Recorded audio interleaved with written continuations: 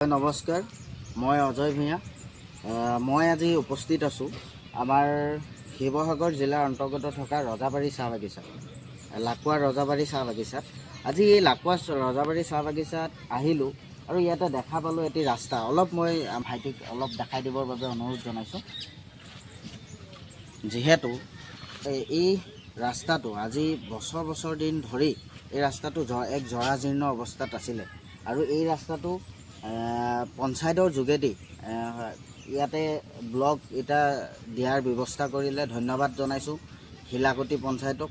আৰু দুখভাৱে এইটোৱে বুজাব বিচাৰিছোঁ যে অতদিনে এই ৰাস্তাটো জৰাজীৰ্ণ অৱস্থাত আছিলে, কিন্তু আজি ভাল কৰিব চৰকাৰে এটা ভাল পদক্ষেপ লোৱাৰ পাছতো কিছুমান ঠিকাদাৰে এই ৰাস্তাটো যোনে ঠিকা লৈছিলে, সেই ঠিকা ভিত্তিত লোৱা সেই ঠিকাদাৰজনে যি নিম্নমানৰ কাম কৰিছে আপোনালোকে দেখিলে হতবাক হ'ব।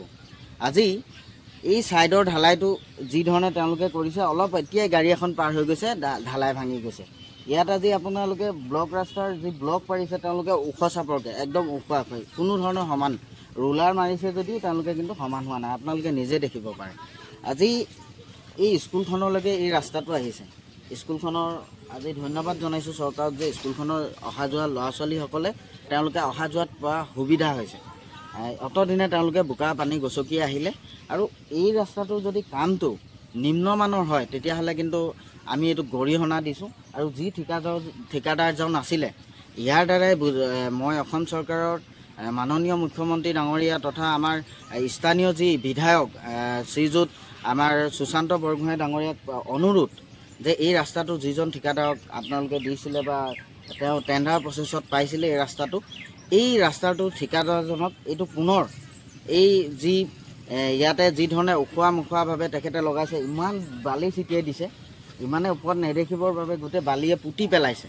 গতিকে এইসমূহ ঠিক কৰিবৰ বাবে পুনৰ সেই ঠিকাদাৰজনক দাবী জনাব বুলি মই আশা ৰাখিলোঁ। আৰু যদি নহয় তেনেকুৱা তেতিয়াহ'লে কিন্তু আদিবাসী ছাত্ৰ সন্থাই হাতত হাত সাৱটি বহি নাথাকে। ইয়াৰ সম্পূৰ্ণ কিন্তু ঠিকাদাৰজনে যি কৰ্মকাণ্ড ইয়াক কৰি থৈ গৈছে, ইয়াৰ কিন্তু ভুগিব লাগিব তেখেতে। ধন্যবাদ। জয় জহাৰ, জয় আদিবাসী।